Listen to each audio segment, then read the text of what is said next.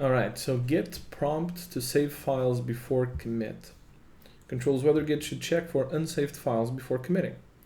And by default, this is set to always. And you have always, never, or check only for unsaved staged files.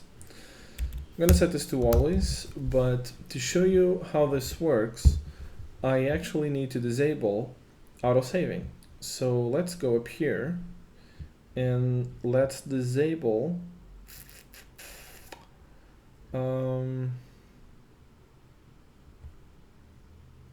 auto-saving. So maybe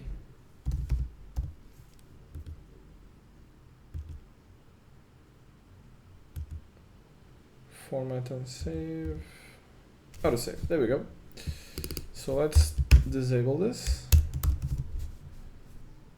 And now we can make changes to some file.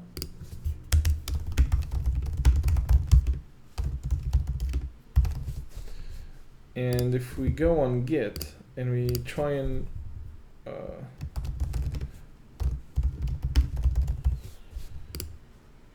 commit something, it's going to give us this warning. The following file has unsaved changes which will not be included in the commit if you proceed.